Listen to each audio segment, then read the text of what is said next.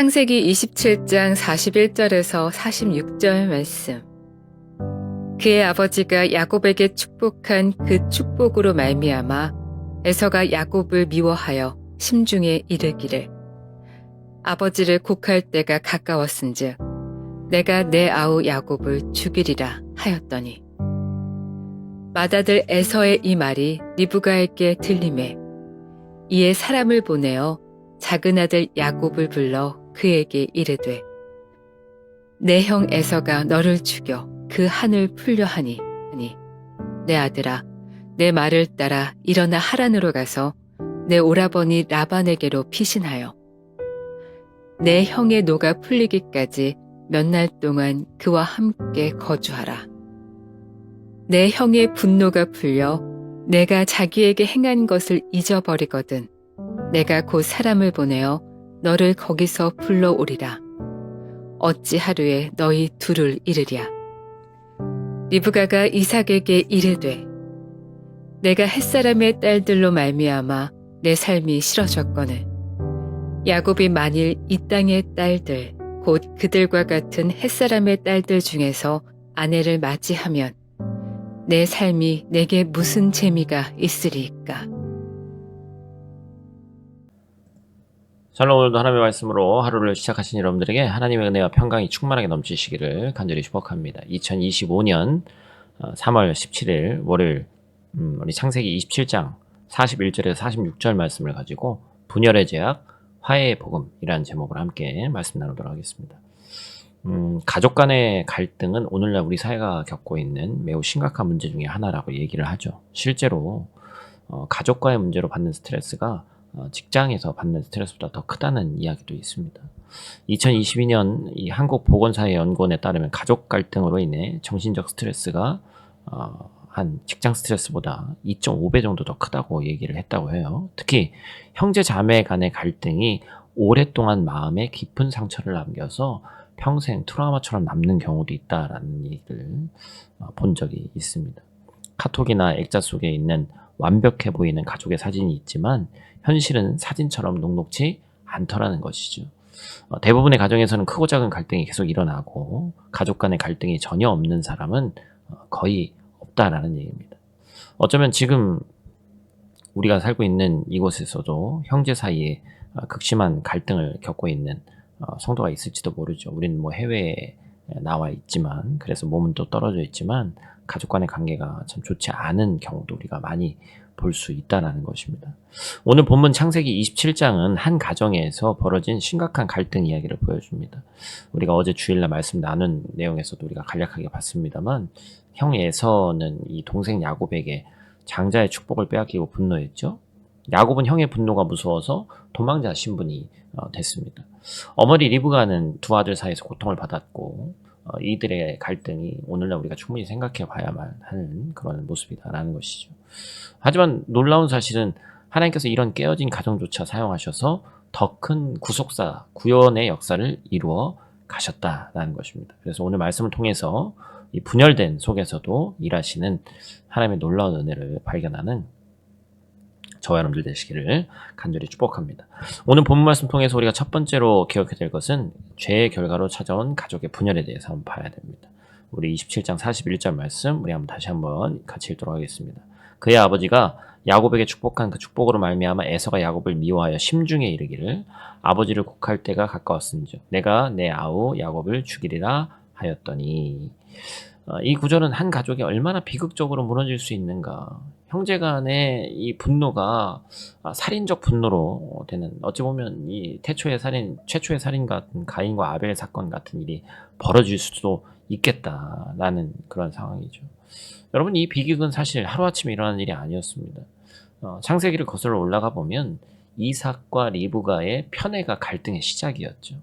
이삭은 사냥한 고기를 가져오는 첫째 에서를 더 사랑했고 리브가는 집안에서 머물면서 엄마 옆에 쫙 붙어가지고 좀 더 살가웠던 야곱을 사랑했습니다. 부모의 편애는 자녀들 사이에 경쟁과 질투를 일으켰고 결국 야곱은 형을 속여서 형의 장자권을 빼앗았고 아버지를 속여서 축복을 가로챕니다. 여기서 우리는 중요한 교훈 하나를 알 수 있죠. 죄는 절대로 한 사람에게만 영향을 주고 끝나지 않더라라는 것입니다. 한 사람의 죄는 반드시 주변 사람에게 또 가족 전체에게 상처를 입히고 파괴를 가져온다는 것입니다. 리브가와 야곱의 속임수는 에서의 분노를 낳았고 에서의 분노는 야곱이 도망가게 했고 야곱의 도망은 리브가에게 깊은 상실감을 안겨주었죠. 그리고 여러분 20년이 지나고 돌아올 때까지 그 사이에 어머니 리브가를 죽는 날까지 야곱은 보지 못하는 가족의 비극을 낳았습니다. 안타까운 상황이죠. 결국 죄의 악순환은 이렇게 아픔과 상처, 분노를 남기고 끊임없이 지속되더라라는 것입니다. 이것은 오늘을 살고 있는 우리의 이야기이기도 합니다. 우리 역시 자신의 욕망과 이익을 위해서 때려 다른 사람을 속이고 상처를 줍니다. 그래서 그 결과 서로 믿음이 깨지고 관계가 끊어지기도 하죠. 이기심은 가족 안의 평화를 깨뜨리고 거짓말은 서로에 대한 신뢰를 무너뜨리고 분노는 사랑의 관계를 파괴하더라는 겁니다. 그렇다면 여러분 우리는 어떻게 이 악순환을 끊을 수 있습니까? 우리 스스로는 죄를 해결할 수 있는 능력이 없죠. 죄는 계속해서 또 다른 죄를 남기는 것입니다. 그렇기 때문에 복음은 우리에게 완전히 다른 이야기를 들려주죠. 복음은 우리를 묶고 있는 죄악의 사슬을 끊어낸다. 예수 그리스도만이 죄로 인해서 끊어져 버린 하나님과의 관계를 회복시키신다는 거예요. 우리가 첫 시간에도 배웠습니다만 예수님은 죄가 없으셨지만 우리의 모든 죄를 지고 십자가에 죽으셨습니다. 그렇게 해야지만 더 이상 죄에 의해서 우리가 묶여있지 않을 수 있도록 우리를 자유케 하실 수 있기 때문에 그렇죠. 사랑하는 성도 여러분, 오늘 이 시간 내가 가지고 있는 어떤 죄악의 사슬에 묶여있는 분들이 있는지 묻고 싶습니다. 미움 때문에 용서하지 못하고 불신과 두려움으로 마음이 묶여있는 성도가 있습니까? 우리 스스로는 이 죄의 사실을 끊을 수 없음을 고백해야 됩니다. 그리고 복음 앞에 나아가야 됩니다. 죽을 수밖에 없는 나를 살리신 복음, 용서받을 수 없는 죄인을 구원하신 그 은혜 앞에 이 시간 나아가기를 축복합니다. 그때 그 은혜가 우리 안에 흘러넘쳐서 용서로, 사랑으로, 화해로 드러나기를 주님의 이름으로 간절히 축복합니다. 두 번째로 우리가 기억해야 될 것은 하나님의 주권적인 인도하심입니다. 우리 창세기 27장 45절 후반부와 46절 말씀 우리 한번 또 같이 읽도록 하겠습니다. 내 형의 분노가 풀려 내가 자기에게 행한 것을 잊어버리거든 내가 곧 사람을 보내어 너를 거기서 불러오리라. 어찌 하루에 너희 둘을 이르랴. 리브가가 이삭에게 이르되 내가 햇사람의 딸들로 말미암아 내 삶이 싫어졌거늘 야곱이 만일 이 땅의 딸들 곧 그들과 같은 햇사람의 딸들 중에서 아내를 맞이하면 내 삶이 내게 무슨 재미가 있으리까. 이 구절은 어머니 리브가가 이 형과 동생의 갈등 속에서 선택한 행동이죠. 그녀는 형 에서가 동생 야곱을 죽이려 한다는 사실을 알고 있었고 급박한 상황 가운데서 머리를 굴렸어야 됐어요. 이 사랑하는 아들 야곱을 살리기 위해서 그렇죠. 그래서 야곱을 하란에 있는 친정오빠 라반에게 보냅니다. 그러나 남편 이삭에게 이 사실을 직접 이야기하지 않았습니다. 마음에 걸리는 것이 당연히 있죠. 속임수를 썼으니까. 대신에 뭐라고 얘기했죠? 야곱이 이방 족속, 헷 족속의 여인과 결혼하는 것이 걱정된다. 그렇게 얘기했습니다. 리브가는 왜 그렇게 얘기했을까요? 이미 창세기 26장에서 형 에서가 이방 족속인 헷 족속의 여인들과 결혼한 것이 이삭과 리브가에게 큰 근심이 되었다라고 얘기하고 있습니다. 리브가는 이러한 사실을 이용해서 야곱을 하란으로 보내려고 했어요. 정당한 방법처럼 보이지만 또 자신의 목적을 이루기 위한 또 하나의 속임수였죠. 그녀는 가족 갈등을 해결하는 대신에 또 다른 거짓과 조작으로 문제를 피해가려고 했습니다. 여러분, 거짓은 거짓을 낳고 거짓은 거짓을 낳습니다. 우리가 여기서 주목해 봐야 될 것은 하나님께서 이런 인간의 실수와 부족함조차 사용하셔서 선한 뜻을 이루어 가신다는 거예요. 인간에게선 선한 것이 나올 수 없다라는 것이죠. 그런데 그 거짓과 실수와 부족함을 통해서 일하시는 이 하나님의 모습, 물론 이것이 리브가의 변명이 되어서는 안 됩니다. 그녀의 선택이 옳았다고 할 수는 없고 결국 또 다른 거짓과 속임수로 문제를 해결하는 것은 분명히 잘못된 것이었어요. 우리 어제 주일 말씀에서도 나눴죠. 바로의 행동. 바로는 분명히 악인입니다. 근데 그 악인도 사용하시는 하나님의 섭리라는 것이죠. 오늘 이 말씀도 마찬가지예요. 야곱은 결국 하란으로 가게 되었고 그곳에서 라반의 집에서 머무르면서 12명의 아들을 낳았습니다. 이들은 후에 이스라엘의 12지파가 되었고 이 혈통에서 예수 그리스도께서 태어나셨어요. 여러분, 이게 우리가 알아야 될 중요한 교훈입니다. 우리의 실수나 부족함, 이 모든 것들이 하나님의 계획을 방해할 수 없더라. 우리는 때로 잘못된 선택을 하고 갈등을 정직하게 해결하는 대신 회피하려고 할 때가 있습니다. 그러나 하나님은 우리의 연약함과 실수를 뛰어넘어서 반드시 역사하시는 줄로 믿습니다. 사랑하는 성도 여러분, 우리의 삶에도 예상치 못한 실수와 후회가 있을 수 있습니다. 우리가 스스로의 방법으로 문제를 해결하려고 보다 더 큰 문제를 만들 수도 있습니다. 그러나 하나님은 그러한 우리의 부족함과 그 속에서도 역사하시고 우리의 모든 순간을 통해서 모든 상황을 통해서 하나님의 선한 계획을 이루어 가십니다. 중요한 건 뭐예요? 그 말씀을 신뢰하고 우리가 나아가는 거예요. 그렇기 때문에 우리가 해야 할 일은 인간적인 지혜와 방법이 아니라 하나님의 뜻을 끝까지 신뢰하며 나아가는 것입니다.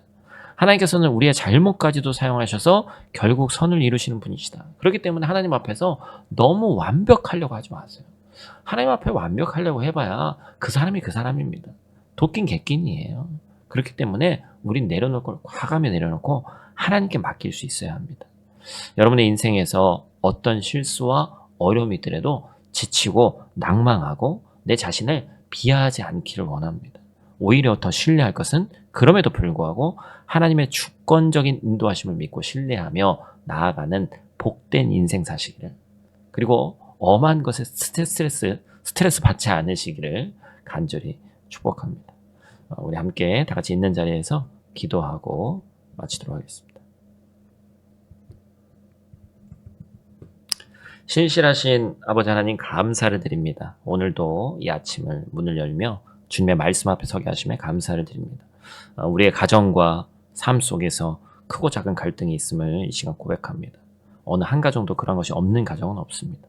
형제의 다툼과 부모의 편애로 깨어진 야곱의 가정을 보면서 우리 안에도 미움과 분노가 자리하고 있음을 깨닫습니다. 한 입을 덮고 자는 남편과 아내 사이에서도 당연히 있을 수 있고, 부모 자식 간에도 있을 수 있고, 형제 자매 간에도 있을 수 있습니다. 주님, 우리의 상처를 치유하시고 용서와 화해의 은혜를 베풀어 주시옵소서. 우리의 힘으로는 이 죄의 사실들을 끊을 수가 없습니다.